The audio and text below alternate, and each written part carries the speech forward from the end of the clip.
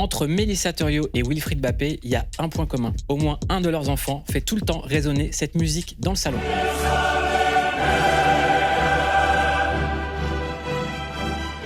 Wilfried Mbappé fait partie des rares qui peuvent dire « Mon fils a ramené la coupe à la maison ». Mais il a également mis des triplés quand les gens n'étaient pas contents, pendant que son autre fils, Ethan, maîtrise désormais le ch'ti comme personne.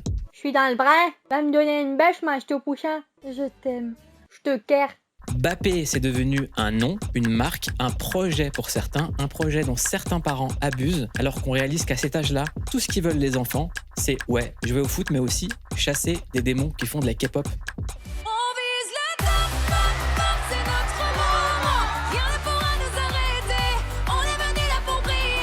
Aujourd'hui, vous allez savoir si la méthode Mbappé existe vraiment, quelle est la recette et si ça a un lien ou pas avec la méthode Williams. You are a champion, Venus Williams. And the whole world know it. Certaines rumeurs disent que la famille Mbappé fascine tellement que Will Smith, avant de jouer la méthode Williams, voulait jouer la méthode Mbappé. Il s'était rasé le crâne, il avait un régime alimentaire pour ressembler à Wilfried Mbappé. Et en fait, il paraît que c'est à cause de ce régime qu'il a pété les plombs et qu'il a frappé Chris Rock. Un peu trop de sucre.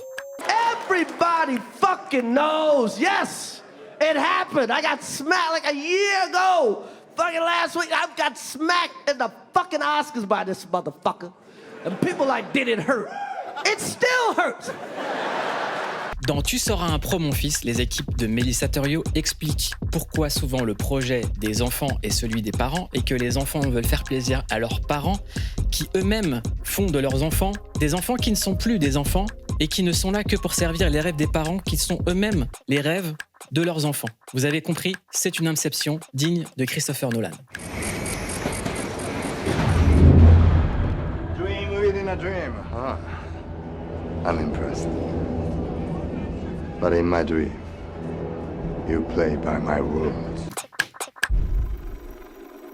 Wilfried Mbappé, je suis sur Click. Abonnez-vous. Bonsoir et bienvenue dans Click ce soir, un plateau d'exception, Mélissa Thuriot et Wilfried Mbappé. Bienvenue dans Click, c'est la première fois dans Click. La première fois tout court, partout, n'importe où. Première prise de parole. Ouais, c'est la première. Donc on peut dire merci à Mélissa. Hein. Ben, merci Mélissa. Merci Wilfried, merci. Pourquoi avoir gardé le silence aussi longtemps ?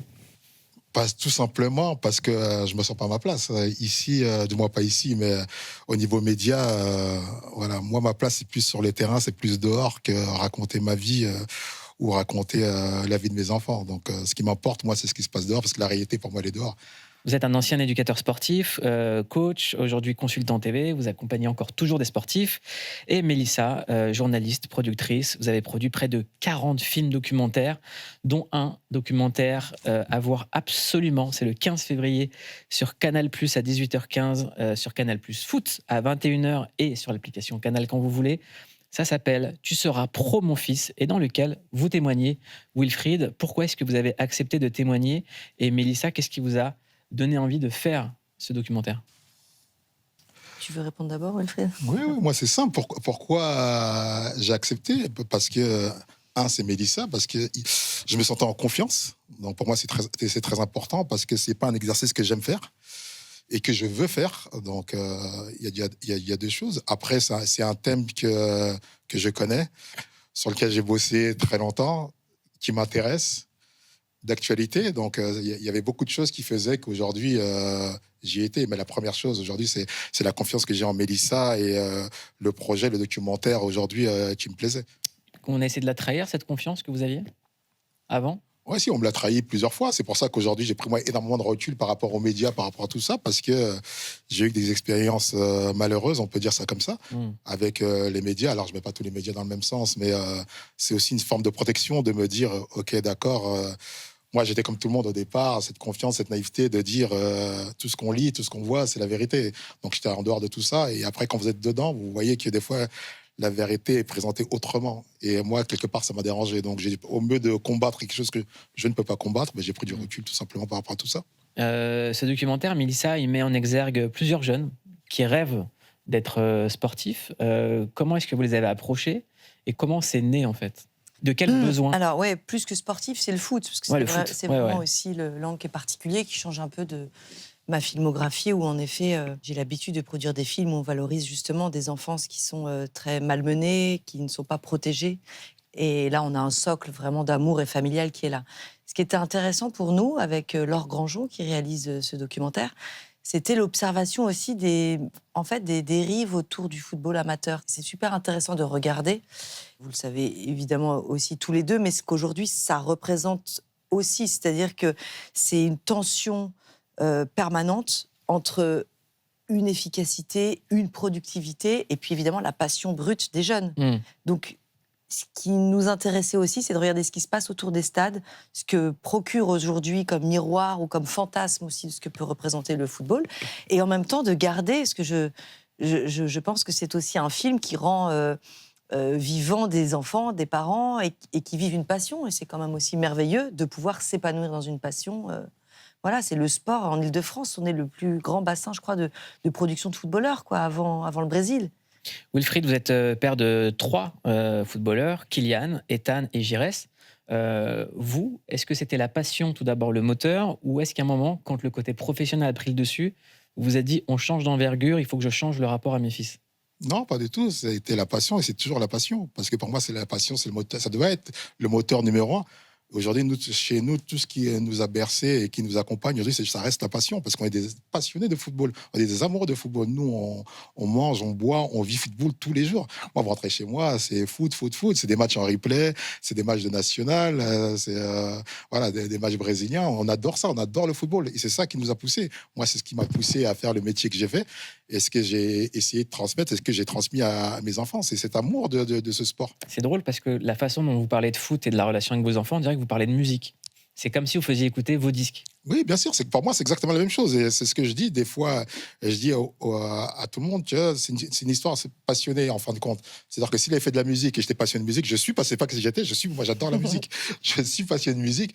L'accompagnement aurait été le même parce que j'adore ça. Et quand j'adore quelque chose, j'y vais à fond parce que, en fin de compte, on n'a pas l'impression de travailler, on a l'impression de vivre des moments exceptionnels et on prend du plaisir. Et pour moi, c'est ce qu'on oublie souvent, cette notion de plaisir. Elle est où la ligne entre partager sa passion et faire vivre à son enfant sa passion, ou faire réaliser à son enfant ses rêves? Non, en fin de compte, il ne faut pas faire réaliser à ses enfants ses rêves. Il faut laisser vivre ses propres rêves à lui.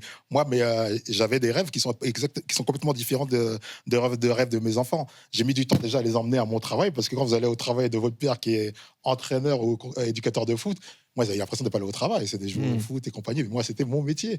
Donc, la passerelle a été difficile par rapport à ça, pour moi, de leur faire accepter ça. Mais ce n'était pas mes rêves à travers eux. Moi, j'avais des rêves qui étaient simples, comme les rêves de n'importe quel père par rapport à ses enfants. C'est qu'est-ce qu'il va faire plus tard, quel va être son boulot. J'espère qu'il sera heureux. Ça se limitait à ça. Je n'avais pas un rêve qu'il soit footballeur professionnel. Donc, ça, c'est leur rêve à eux.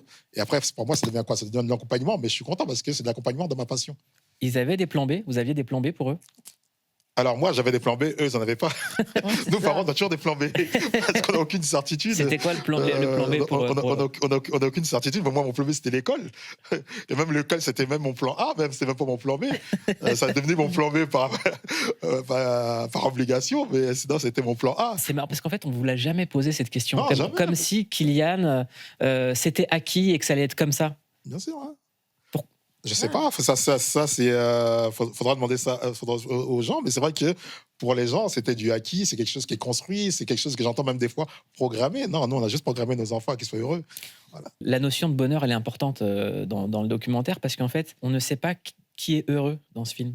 On n'a que des gens qui se projettent, mais personne qui est dans le présent, alors que la définition même d'un enfant, c'est d'être connecté au présent tout le temps.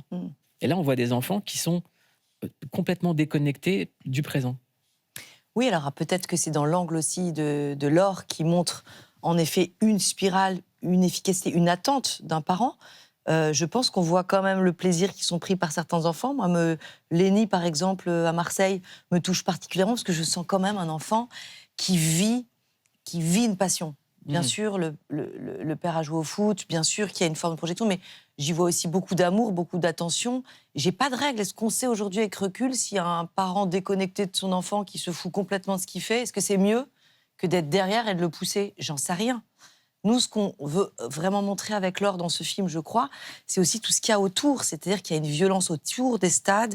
Il y a aussi... Enfin, moi, j'ai un fils qui joue en milieu amateur et Et je vois bien l'espoir démesuré, la passion, l'abnégation qu'il y a pour combien de chances finalement de faire partie d'un monde professionnel. Et c'est ça qui effraie aussi et qui peut paraître démesuré. Parce qu'on est quand même dans un système qui est devenu celui-ci. Parce que, est-ce que vous, c'est aussi, pour le coup, la mère de famille, la mère d'un jeune footballeur qui a été sensibilisé par le sujet? Oui, aussi. En plus, moi, je me situe à l'inverse, c'est-à-dire que moi, je freine mon garçon, mon aîné, il s'est mis au foot tardivement, donc ça n'a rien à voir avec le fait de jouer au ballon tout petit. Et ouais, bon, voilà. Tu le vois, le rêve ou pas dessus? Mais c'est devenu une obsession. Moi, ça m'effraie. Je suis comme Will et comme beaucoup de parents qui veulent d'abord qu'il réussisse son bac et puis qu'il trouve peut-être une voie. Mais en même temps, ça me fascine et je trouve ça beau de voir un enfant qui, malgré les non-sélections, malgré tu joues pas, malgré c'est pas encore là, malgré beaucoup de frustration, qu'il pleuve, qu'il neige, qu'il grêle, c'est un grand maintenant, il a 17 ans, il y va, il croit en son rêve et en son destin. Il fera quelque chose de tout ça, même si c'est pas du football. Je trouve que c'est aussi se projeter dans un avenir et si on croit pas en soi, c'est rare aujourd'hui que la jeunesse, elle croit en elle. Donc au moins... C'était quoi, Wilfried, le point commun entre vos 3 enfants? Est-ce que c'était pareil que ce que décrit Mélissa? De quoi qu'ils fassent, ils sont en train de jouer au foot. Non, c'est ça. C'est ce qu'il ne faut jamais oublier. C'est que. Mais oui, ils étaient passionnés quand même, vraiment. Quoi qu'ils fassent, ils prennent plaisir. Et c'est ça. Parce que même si aujourd'hui, le documentaire, on peut le regarder sur un autre angle, mais les enfants qui sont là prennent le plaisir dans le football. Parce que le sport, je veux dire, le sport en lui-même renvoie tout ça, renvoie cette partie de plaisir. Et il y a plein d'enseignements à prendre dans tout ça. La frontière entre la passion et l'excès, des fois, elle est fine et on ne sait pas quand elle est d'un côté ou de l'autre. Et c'est ça qui est difficile. J'aimerais qu'on regarde un extrait sur le jeune Luneki qui a 7 ans et qui s'entraîne avec son père, qui est coach. Jongle un peu le temps que j'installe avec la balle de tennis. Ouais, super. Décontracté, relâché. Oh là là, Kenny, on dirait que t'en as jamais fait. Vas-y, concentre-toi. On fait encore 2 fois celui-là. 3, 2, 1, top. On y va, rapide. Les bras. Kenny, les bras, c'est pas ça, hein. C'est là. Utilise les bras, mets de la vitesse. Voilà, là, il y a de l'intensité. C'est bien, voilà. Super. Fais-le encore une dernière fois. 1, 2, top. Super. Oui, c'est bon. Là, tu essayes juste de faire 50 jongles du pied gauche. On essaye?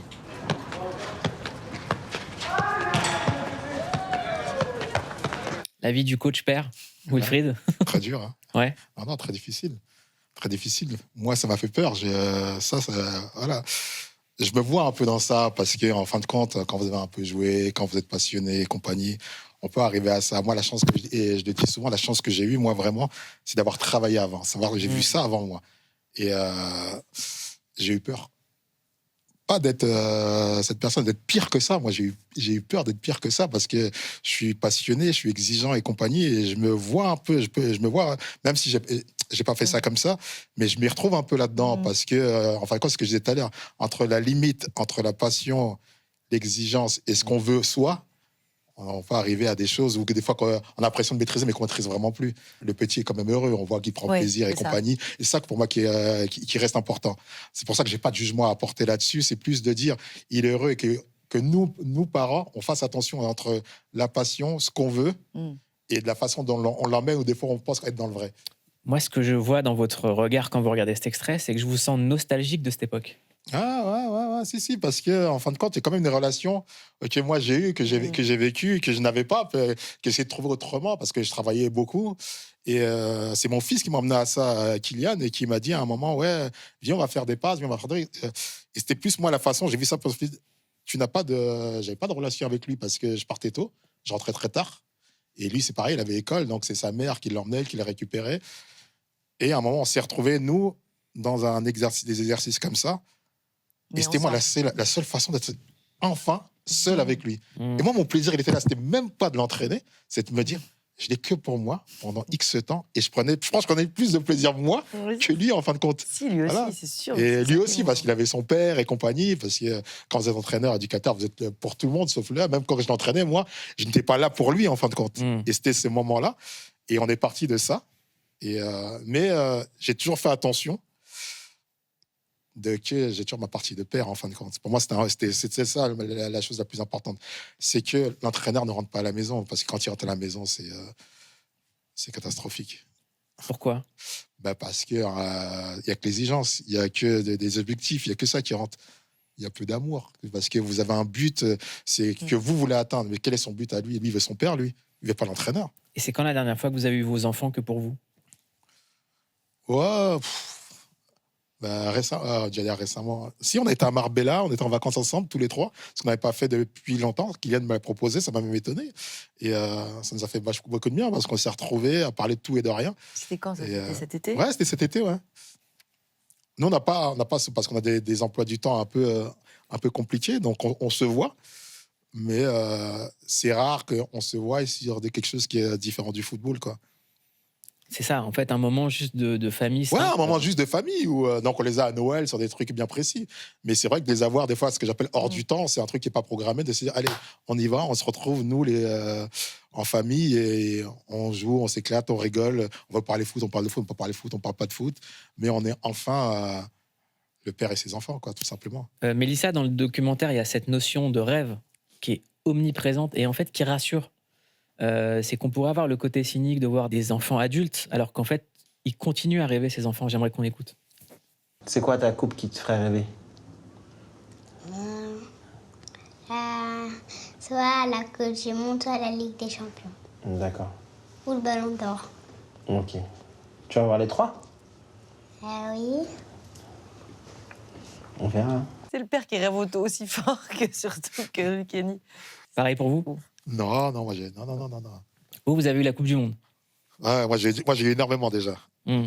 Moi, ça peut s'arrêter demain. Ouais. Je suis le père le plus heureux du monde. Hein. Moi, mes enfants m'ont tellement donné que je n'attends plus rien. Maintenant, j'accompagne et je prends plaisir sur tout. Et moi, ils jouent, entre guillemets, Angers. Je suis le père le plus heureux du monde. Hein. Moi, juste m'asseoir au stade et voir mes enfants dans un stade où on les acclame, et je vois qu'ils sont heureux parce que c'est l'endroit où ils sont le plus heureux. Moi, je suis le père le plus heureux de la planète. Hein. C'était quoi leur rêve à eux trois quand ils étaient petits? Qu'est-ce qu'ils vous partageaient? Alors, ils ont tous eu des rêves différents. Je veux dire que le premier, Girez, qu'on a adopté, lui, c'était une réussite de vie, quoi.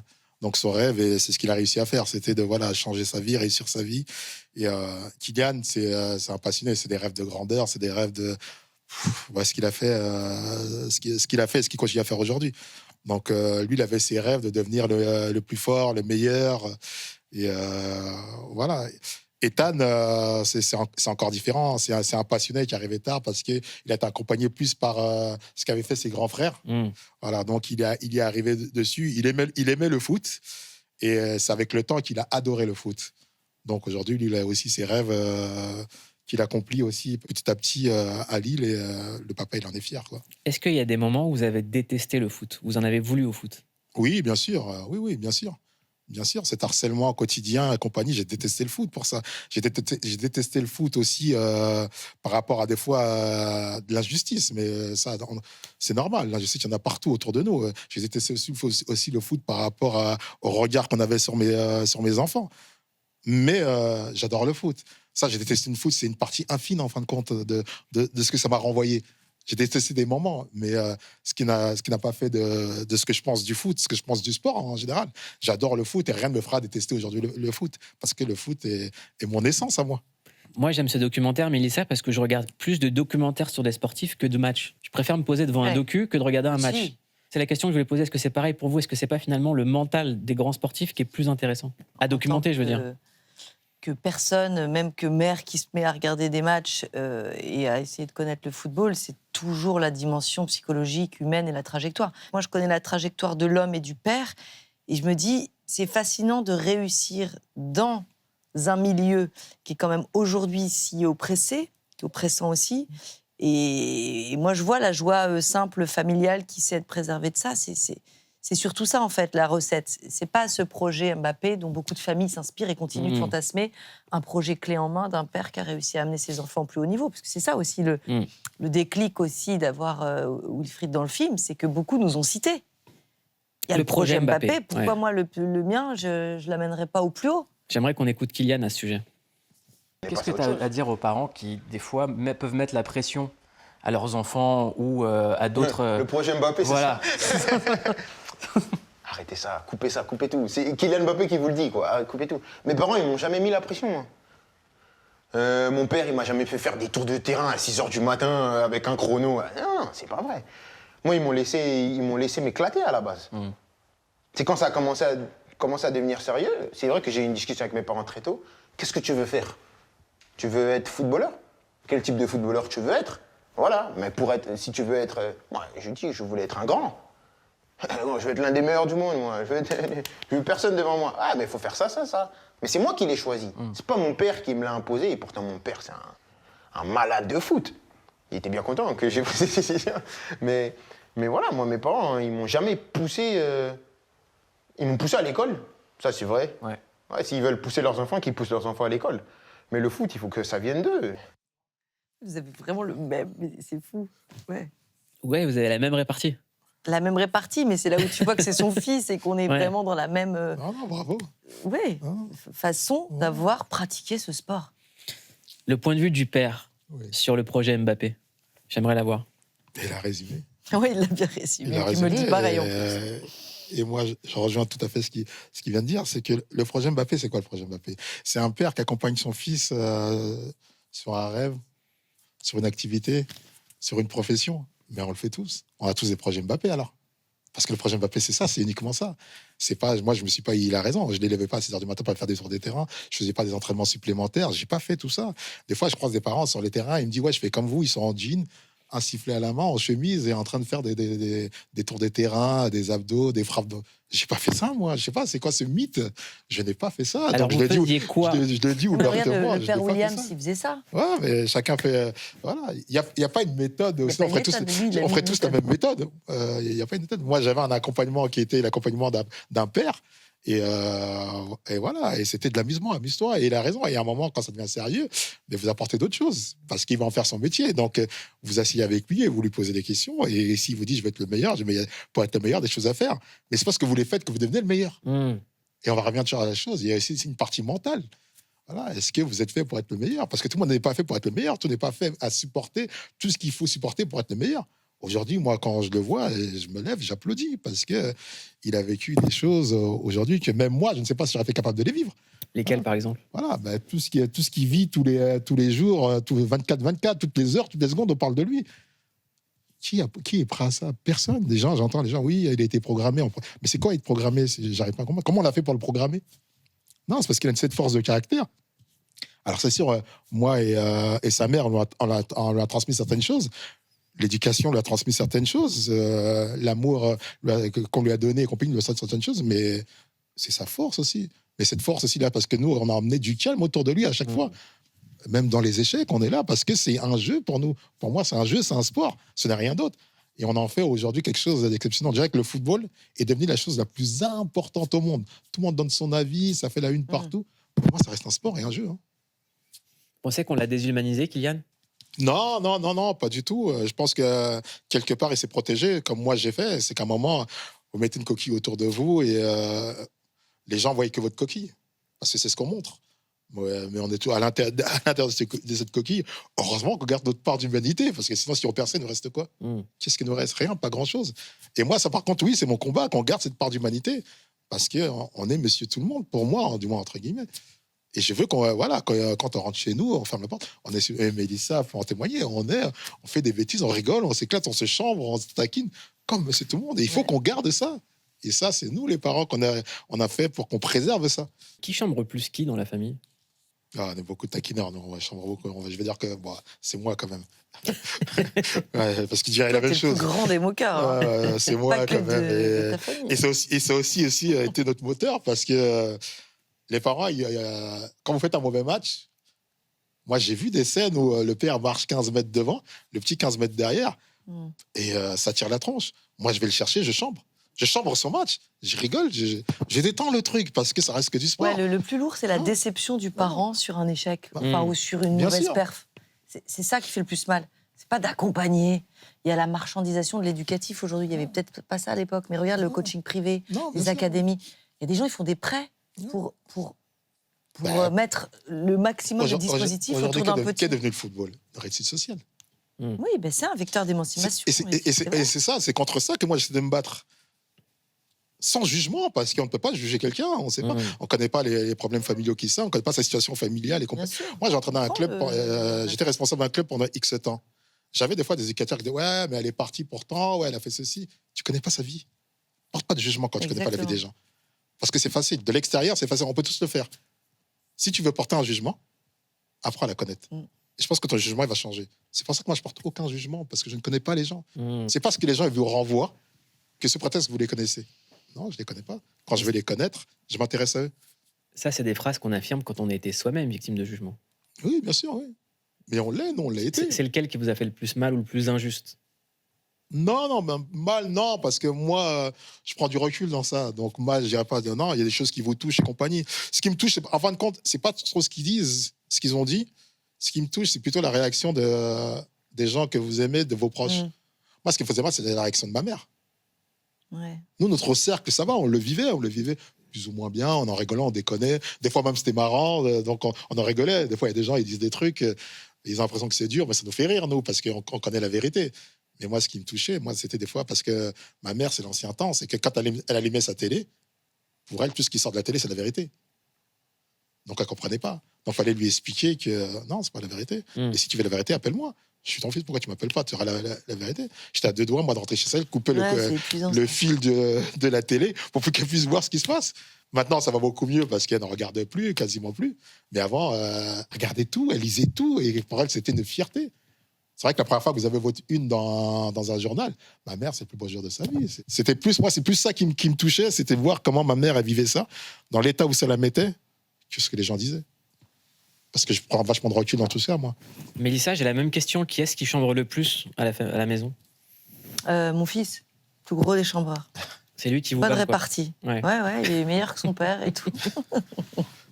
Il y a aussi un aspect que les jeunes ont compris qui n'existait pas à l'époque où vous étiez le coach de vos 3 fils, c'était la communication. Dans le documentaire, on voit une mère déjà montrer à son enfant comment faire un TikTok.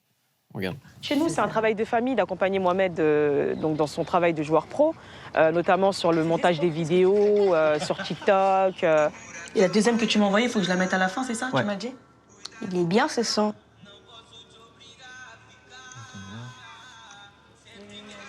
Tu sais pourquoi on met tes vidéos sur TikTok et tout ça? À ton avis? Pour qu'il y ait des vues, pour que les gens ils suivent un peu ce que tu fais en dehors du club, en fait. Il y a des vues, il y a 8 vues. Déjà? Mais c'est bien. T'es content? Et le but, c'est de monter un peu plus haut. Il y a 8 vues. Ouais, mais parce que c'est d'autres codes et que Fouleg, elle pense qu'elle l'encourage de cette façon et qu'elle est fière de lui. Évidemment qu'on le reçoit, nous, autrement. Parce que là, on voit que le petit, même lui, TikTok, il comprend pas. Ouais, il a 12 ans. Il fait confiance à son oncle, sa maman, qui savent pour lui. Donc c'est ça, cette frontière, en fait. Cette difficulté, peut-être, d'accompagner, d'aimer, de penser au mieux. Et en même temps, il n'a pas besoin de ça, je pense, pas mettre dedans. Est-ce que la communication, c'est quelque chose qu'il faut apprendre à maîtriser très tôt? Non. Pour moi, non. Non, parce qu'il faut rester dans quelque chose de terre à terre. Le football, le jeu, le plaisir, stop.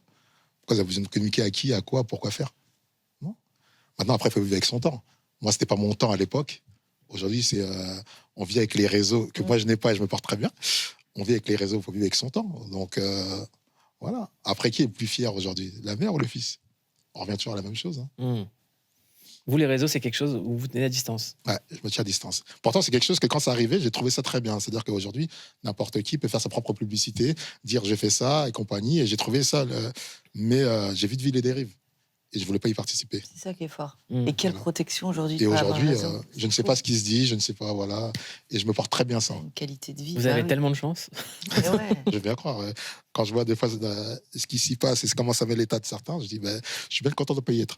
Vous leur interdisez des fois le téléphone? Non, pas du tout. Non. Comme j'ai dit, il faut vivre avec son temps. Ouais. Voilà, il faut juste faire attention à ce que vous y mettez, faire attention à comment vous recevez les messages et prendre de la distance et se dire que c'est une minorité, c'est pas la vraie vie. C'est tout. Une fois que vous avez compris tout ça, que c'est une minorité de choses qui vous reviennent et que ce n'est pas la vraie vie, parce que la vraie vie, c'est quand vous êtes dehors. Et moi, je sors et ça se passe très bien. Donc, vous vivez très bien. Moi, ils vivent très bien avec les réseaux et je ne les contrôle pas. C'est eux qui les contrôlent, c'est eux qui postent ce qu'ils veulent. Et moi, ça me va très bien. Que ça me plaise ou ça me plaise pas, c'est pas mon problème. Au-delà de l'aspect communication, les réseaux, pour plein de footballeurs professionnels, c'est devenu une manne financière parce que c'est ce qui attire les marques, et notamment les marques de luxe qui ne s'intéressaient pas aux joueurs de foot avant. Qu'est-ce qui a changé là-dedans ? Qu'est-ce que ça change, le fait que maintenant les joueurs sont des égéries de mode et que leurs réseaux sont devenus des médias à part entière ? L'image, tout ça, on revient sur les mêmes choses. L'image. Les marques ont besoin d'image et c'est de l'image rapide et facile.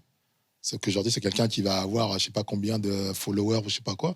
Vous avez juste à vous associer dessus et il va faire une publicité. Vous aurez dû le faire venir sur un plateau ou sur un truc qui va durer je sais pas combien de temps. Et ça va beaucoup plus vite. Tant mieux.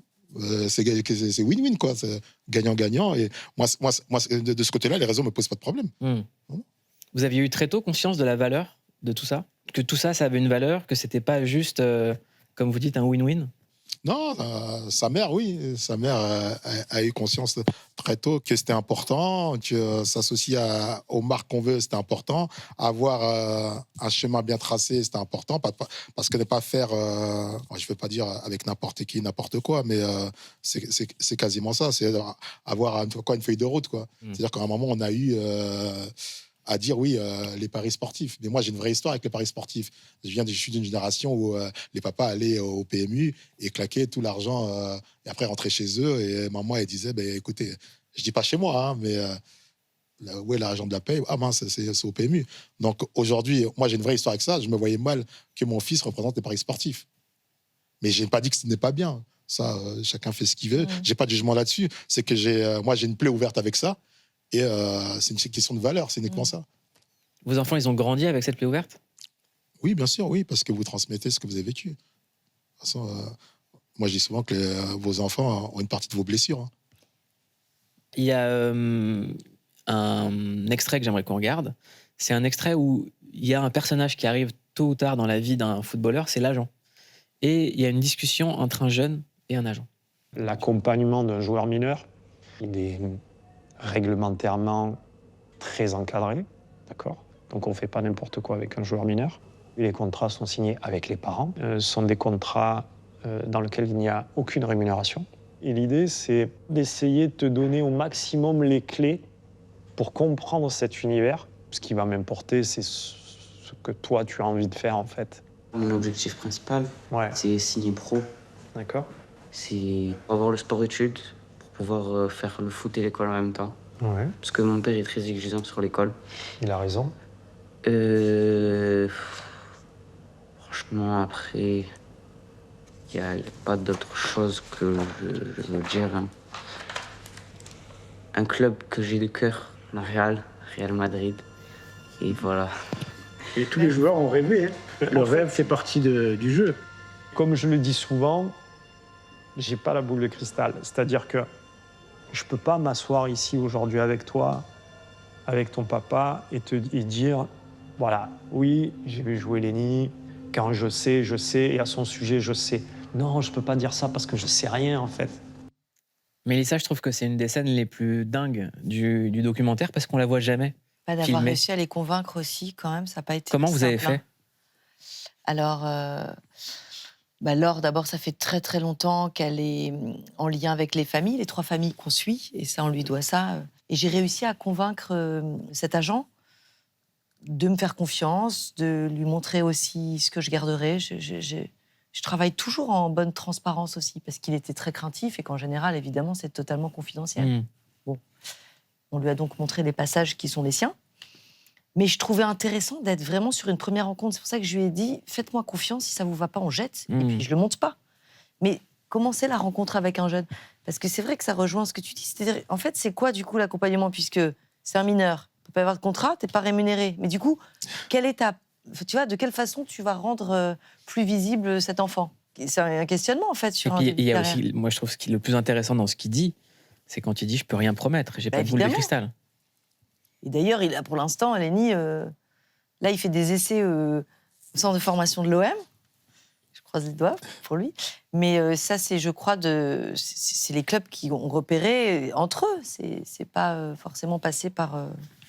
Et en tant que maman, pas productrice, vous l'avez vécu, ce moment où il y a un agent qui vient très jeune pour voir votre fils ? Non, c'est son rêve, lui, qui a un agent. Même si il sait maintenant que bon, quel est forcément. Non, il en rêve lui. C'est moi son agent. Je t'ai déjà dit, c'est moi son agent. On vient de faire un deal en direct dans Click. Vous avez un papier, un stylo. Très bien, on le signe tout de suite. Voilà, je prendrai ma com, évidemment. Avec grand plaisir. Il y a aussi un moment bouleversant dans le documentaire, c'est quand Wilfried, vous parlez du sacrifice de ce que ça représente de voir votre enfant quitter le foyer à l'âge de 13 ans. Après, le sacrifice, c'est quoi? C'est de perdre ton enfant à 13 ans. C'est-à-dire que dès 13 ans, il est parti, il n'est plus jamais revenu. C'est très tôt. C'est-à-dire que moi, il a fait Clairefontaine et compagnie. Une fois qu'il a quitté la maison, il est pas revenu. Les sacrifices, c'est de ne pas pouvoir passer du temps avec lui comme monsieur tout le monde passerait avec ses enfants. C'est très dur, un père qui dit il est parti, il est jamais revenu. Ouais, moi, c'est ce qui me bouleverse, parce que c'est ça, en fait, aussi, la vie d'un jeune aspirant. Il part tôt du foyer, c'est un enfant. Non, c'est difficile, c'est vrai. Qui fait des enfants à 13 ans, 14 ans pour qu'ils partent et qu'ils ne reviennent plus, que cette partie que vous devez vivre avec eux, vous ne les vivez plus? Personne. Et là, les gens ne s'en rendent pas compte. Moi, il y a des choses que je n'ai pas vécues et que je ne vivrai jamais. Voilà. Et ça, voilà. Alors, des gens vont dire oui, mais en contrepartie, d'accord, tu as eu ça. Je me plains pas et je suis pas à plaindre. Et quand je le dis à chaque fois, je suis le papa le plus heureux du monde. Ça, et c'est ça, c'est ma pancarte. Mais la vraie vérité, c'est que aussi, de 14 à 15 ans, à 16 ans et compagnie, je voyais des pères, ils faisaient des choses que je les enviais, moi. Et ils ne peuvent pas comprendre. Ils se disent, mais attends, à 16 ans, le gars, il est à Monaco, son fils, il est à Monaco. À 17 ans, il joue avec des champions. À 18 ans, 19 ans, les champions du monde. Et lui, il m'envie parce que moi, je vais à bord de mer m'éclater et compagnie. Oui, ben, je t'envie. Et ça, c'est une vérité. Voilà. Nous, on les enviait parce qu'on n'avait pas ça, parce qu'on avait des trucs rapides. On a fait des choses non plus, parce qu'ils ont eu quelqu'un. On a fait des trucs rapides, mais on n'a pas fait des trucs où on s'est posé en famille, que des trucs simples, en fin de compte. C'est ce qui nous a manqué. Et moi, c'est ça qui m'a manqué. Et c'est pour ça qu'Ethan, on a eu un cheminement un peu plus différent. Ça veut dire qu'il aurait pu avoir la possibilité d'entrer à Clairefontaine. Et le fait qu'on soit à Paris et qu'il soit déjà au Paris Saint-Germain, ben, on a refusé poliment. Égoïstement, parce qu'on l'a gardé en fin de compte. Et il voulait aussi. Et lui, il voulait, parce qu'en fin de compte, c'est toujours un dialogue qu'on a tous ensemble. Mais le fait qu'ils disent OK, d'accord, mais moi, je l'ai eu à la maison et je l'ai eu à la maison tout le temps. Et ça, on a pu vivre des choses qu'on n'a pas vécues avec Kylian. Ça me rappelle une anecdote de Jules qui nous disait qu'un des moments les plus heureux de ces dernières années, c'est quand il a pu aller chercher une crêpe. Ah, ça va. Ouais, c'est ces petites choses du quotidien, évidemment. Vous avez eu un moment crêpe, vous? Ouais, tous les deux? Parce que, ah ouais. Mais Mélissa, à chaque fois qu'elle sort, qu'il y a un truc public, pareil, c'est partout. J'ai l'impression que la vie privée, ça a l'air... Pour moi, la notoriété, c'est la chose la plus dure. Parce que... Ça isole, c'était ça la question que je voulais te poser. Si, ça isole, ça vous rend parano. Le succès, ça rend parano et ça isole aussi. Ouais, c'est aussi une chose dont on n'a pas eu le temps de parler, parce que ce n'était pas l'objet. Mais moi, c'est une question qui me bouleverse aussi, c'est de voir des réussites telles, que ce soit tes enfants ou toi. Je pense qu'il y a une forme d'isolement. T'es si haut que forcément, il y a tellement peut-être d'intérêt autour, il y a peut-être des amitiés nouvelles qui sont... Et je me dis, c'est aussi une vie après qui est beaucoup plus... je dis pas solitaire, je sais que tu as une vie sociale, une vie amicale, mais je pense quand même que ça isole. En tout cas, moi, c'est une observation que je fais qui m'a... Tu vois ? Ouais, non, mais après, comme je disais tout à l'heure, c'est de la protection. Vous créez une espèce de coquille autour de vous, vous devenez parano, c'est-à-dire que la première personne qui vous parle, vous n'avez pas confiance, vous êtes toujours qu'est-ce qu'il y a derrière tout ça. Des fois, il n'y a rien, mais vous avez toujours l'impression qu'il y a quelque chose. Et c'est tout ça qui crée un monde où vous êtes qui devient complexe et compliqué. Mais après, moi, je vis bien avec tout ça. Hein. Vous étiez préparé ? Non, moi, je ne suis pas préparé à ça. Je suis préparé comme n'importe qui à avoir une vie beaucoup plus simple. Même si ma vie reste simple. Hein. Mais je voulais quelque chose comme tout le monde, une maison, une voiture, un travail, et que mes enfants soient heureux. Et moi, j'aurais signé tout de suite. Là, je suis au-delà de mes expériences. Comment vous l'interprétez, Mélissa, ce qu'il vient de dire ? Ah non, mais moi, Wilfried, pour moi, c'est un philosophe. J'adore sa présence, elle m'apaise beaucoup. Tu te rends compte, c'est-à-dire qu'il n'y a pas de faux semblants et il y a une réelle simplicité, une aspiration à la simplicité. Et je pense que c'est ce qui amène aussi à cette vie-là. C'est que c'est l'anti-pression. Et c'est savourons le présent, les belles choses qu'on peut s'amener. Nous, on se fréquente, on est amis depuis pas mal d'années maintenant. C'est très précieux pour moi dans ma vie, parce que je sais qu'on n'est pas du tout dans nos vies, dans ce que fait mon mari, dans les films, dans le football des garçons. Vraiment, il y a quelque chose de gratuit, et ça, c'est encore ce qu'il faut préserver, en fait, chacun dans nos vies. Vous avez parlé tout à l'heure, Mélissa, d'une des dérives du foot, c'est le comportement autour du terrain, les débordements qu'il peut y avoir. Ça, Wilfried, il peut aussi en témoigner, mais ça, c'est terrifiant quand même. Hein. Franchement, c'est fou. On clique sur un extrait, on en parle. Ouais, autour des stades. Ces dernières années, 99% des enfants qu'on a écartés, c'est pas par rapport au comportement des enfants. C'est par rapport au comportement des parents. Il n'y a pas de profil type social. J'ai vu des hommes, des ouvriers, des manœuvres rester à leur place, avec beaucoup de dignité. Et ça peut être encore une fois un avocat, un docteur, et c'est là, il peut péter un câble, quoi. Le gars, il peut sortir de n'importe où. C'est l'individu qui se révèle à travers la vie de son fils. Il en parle bien, Serge Aubray, je trouve. Hein. Mais tout le documentaire, il est exceptionnel. Enfin, je dis pas ça parce que vous êtes la Mélissa, mais déjà, en tant que productrice, c'est un parcours sans faute. 40 films. Non, mais vraiment, avec un engagement, une sincérité. Et là, le documentaire, je ne sais même pas comment les gens ont accepté d'être filmés. Et ce que vous racontez, c'est exceptionnel. Ouais. C'est une masterclass sur le foot. Alors que moi, le foot, j'en suis très loin. On atteste mon physique. Comment ces choses-là sortent, en fait? Tu vas me mettre en stress, ils ne l'ont pas encore vu, en plus, le documentaire. Les dérives, c'est toujours pareil. C'est la passion, c'est la limite de la passion et de la folie. Voilà. Et je le dis à chaque fois, cette limite, elle est très, très fine. Mais moi, je le dis facilement, je tire un chapeau à ces éducateurs-là, parce que mais c'est très difficile aujourd'hui. Aujourd'hui, quand je vois des fois des faits divers, des entraîneurs qui prennent des coups, il y en a un qui a pris un coup de couteau, un autre qui en a brûlé sa voiture et compagnie. Alors moi, j'ai eu des soucis à mon époque, on n'en était pas là, on était très loin de tout ça. Et Dieu sait que nous aussi, il y avait aussi la réussite sociale qui était là, mais là, on est monté dans le level encore, là on va encore beaucoup plus loin. C'est quoi la prochaine étape? Qu'est-ce que ça va être la prochaine étape? Et comment on fait pour arrêter tout ça? C'est ça la vraie question. Parce que là, on fait que monter l'échelle de la bêtise. Vous avez un embryon de réponse? Non, pas du tout, je ne l'ai pas, parce qu'il y a plusieurs facteurs. S'il y avait qu'un seul facteur, on travaille dessus, c'est facile. Il y a plusieurs facteurs. Et on est tous responsables. C'est quoi les facteurs? Les facteurs, aujourd'hui, c'est qu'on voit que la réussite. Qui parle d'échec? Il y a combien de personnes qui vont être aujourd'hui footballeurs? Combien ils sont? L'autre facteur, il faut arrêter que ce soit la réussite sociale. Mais qui crée la réussite sociale? C'est quand on dit combien touche un tel, ce que renvoie le football. Mais le football renvoie aussi beaucoup de belles choses. On ne les met plus en avant.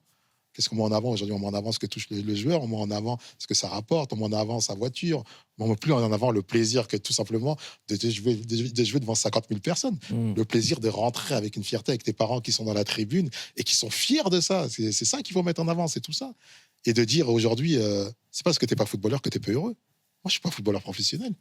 Alors les gens vont dire oui, mais je ne rêvais pas d'être footballeur professionnel. Et j'avais des rêves qui étaient autrement et j'aurais été heureux aussi. C'est ça qu'il faut mettre en place, c'est-à-dire qu'il n'y a pas qu'une seule réussite. Et ce qui est bien aujourd'hui, c'est que quand il dit à la fin, là, en fin de compte, c'est le rêve des parents. Et ça, encore, vous renvoyez tellement quelque chose à votre enfant qu'il devient votre ticket de loto, qu'il ne lui reste plus qu'une seule issue, en fin de compte. Tu vois, ils en viennent peut-être à priver le gamin de son club si le père ou la mère va trop loin. Donc je comprends qu'il faut arriver à réglementer, mais est-ce que c'est ça la solution ? Est-ce que c'est que ce soit encore l'enfant qui trinque aussi? Non, parce que la problématique, c'est qu'il y a une course à la réussite. Aussi bien même les clubs, aujourd'hui, ils vont chercher les jeunes de plus en plus jeunes. Mais vous créez le problème. Exactement. Mais je trouve que ça dit aussi de la démarche journalistique au global de Mélissa, c'est que vous préférez poser des questions plutôt que d'apporter des réponses. Il n'y a pas de jugement, en plus. Ouais. Il y a une observation d'un phénomène. Et on en fait partie, en plus, tous. C'est pour ça aussi que c'est intéressant d'avoir... C'est pour ça que j'ai dit qu'on est tous responsables. Il n'y a pas une personne responsable, on est tous responsables. C'est une responsabilité collective. C'est que ce soit les médias, les entraîneurs, les joueurs, les parents, tout le monde est responsable. Parce qu'on met tous, chacun, un peu dans le sac. Chacun met sa petite pierre dans le sac, et après, on prend le sac à dos, on le met sur l'enfant, et on dit, vas-y, allez, on y va. Ah bah ouais, avec tout ce qu'on t'a mis, on y va. Bon courage. En ce moment, la plupart des sportifs commencent à prendre la parole sur des sujets qui étaient tabous avant. La santé mentale. La santé mentale, et aussi la pression financière que leurs parents ont subie. Isaac Adjar, qui était chez nous, a raconté la culpabilité qu'il avait d'avoir mis une pression financière sur ses parents, l'investissement que ça représentait pour qu'ils puissent arriver en F1. Et dans le documentaire, il y a un moment où ça parle de cette pression financière. Il y a beaucoup de parents qui voient le projet footballistique comme un projet fructueux financier. Moi, la première, demain, mon fils, il est joueur pro, il peut me sortir de là, je dirais pas non. Bah, c'est vrai que quand on voit un Lamine Yamal ou quand on voit un Mbappé qui se font des sous en or, hein, on va pas se mentir, hein, bah, tout parent souhaite et se dit j'aimerais que mon enfant soit comme ça parce que financièrement parlant, il sera trop bien. Mais je l'entends, moi, ce discours, en fait. C'est pas Afoulaye qui... Tu vois, ils sont dans cette projection, dans cette médiatisation de se dire mais pourquoi le mien... Moi aussi, il peut me sortir de là, quoi. Donc on en est sur le football comme vecteur d'émancipation sociale. Et il y en a d'autres, c'est là où je te rejoins. C'est qu'on leur vend ça. Le petit, peut-être, il va devenir le plus grand architecte de tous les temps et il sortira Foulaye aussi et il lui offrira une vie merveilleuse qui va lui construire un palais. Non, mais moi, je comprends ce qu'elle veut dire. Et quelque part, on a tous aussi ce rêve de se dire des fois, ouais, si on voit notre vie, elle peut être meilleure, pas de problème. Et je rejoins cette dame. Mais après, une fois que tu as dit ça et que lui, il a entendu ça, qu'est-ce qu'il en reste? Une pression. Parce que lui, il va vouloir bien faire. Il va vouloir sortir sa mère, et ce qui est normal. On a tous voulu, et moi, je voulais aussi sortir ma mère de nos quartiers de Bondy et compagnie. C'était aussi une de mes raisons pourquoi je me battais tous les jours et je me levais tous les jours. C'est dire à ma mère, mais je t'achèterai une maison et compagnie. On a tous ce rêve et compagnie, et ce qui est légitime. Mais c'est pas ma mère à moi qui me mettait la pression, elle me dit, oui, il faut que tu me sortes de Bondy et compagnie. Elle n'avait pas besoin de me le dire, je voulais le faire, et je suis fier de l'avoir fait. Mais si on m'avait rabâché ça tous les jours, il me resterait quoi? Cette pression de dire, voilà. Et si j'arrive pas, c'est quoi? C'est un échec? Non, c'est pas un échec, j'aurais fait du mieux que j'ai pu. Et aujourd'hui, je comprends ce qu'elle veut dire. Attention de la façon dont vous le dites, c'est plus ça. Est-ce que c'est normal? On veut tous une meilleure vie, on veut tous... Et moi, je jette la pierre à personne, est-ce qui est normal? Qui ne veut pas une meilleure vie? Parce que c'est facile aujourd'hui de regarder un extrait, de juger la dame et de dire « Ah ouais, elle va être Kylian Mbappé. » Oui, mais normal. Je vous pose la question à tous les deux. Pourquoi est-ce que vous vous levez aujourd'hui? Pourquoi vous vous battez aujourd'hui? Qu'est-ce qui vous donne envie de vous lever, de vous battre? Nous battre moi, j'ai fait le métier que j'ai choisi. C'est-à-dire que, tu le sais, je me suis donné les moyens d'avoir la liberté de porter des messages au long cours, des combats, de mettre en lumière des gens qui sont dans les marges, qui sont invisibilisés, qui n'ont pas la parole dans des sujets courts de JT, dans cette course à l'info à laquelle j'ai goûté aussi. Et donc, c'est une goutte d'eau qui rend, en tout cas, ma vie pleine de sens, quoi. Je me sens... c'est pas que je me sens utile, c'est que je me sens à ma place. Tu vois, film après film, après l'angoisse d'en vivre encore et de continuer à les faire. Hein. Tu sais ce que c'est que l'économie du documentaire, elle est de plus en plus dure. Mais je trouve qu'elle est nécessaire. En tout cas, elle me semble encore utile et je suis heureuse d'en faire. Nous, on est heureux. Merci de m'avoir fait confiance, parce que c'est un beau film dans lequel tu comptes énormément. Donc, il connaît aussi mes documentaires et je pense que il y avait aussi une confiance qui... Non, c'est tout ça. À la base, c'est ça. À la base, c'est vrai qu'on est amis, mais l'amitié n'offre pas la compétence. Ah, c'est sûr. Non, ouais, donc, pas eu juste, moi, je connais ses films parce que je la connaissais avant qu'elle me connaisse. Je regardais ses films avant qu'on soit amis. Et quand je l'ai connue, j'ai plus parlé de ses films qu'avant qu'on a parlé foot. Donc, voilà, parce que j'aimais beaucoup ce qu'elle faisait, les émissions et sur quel angle elle allait surtout. Et donc, c'est pour ça qu'après, en plus, on est devenus amis. Pour moi, c'était facile d'aujourd'hui d'apparaître dans son documentaire. Et aujourd'hui, pourquoi vous levez, pourquoi vous vous battez?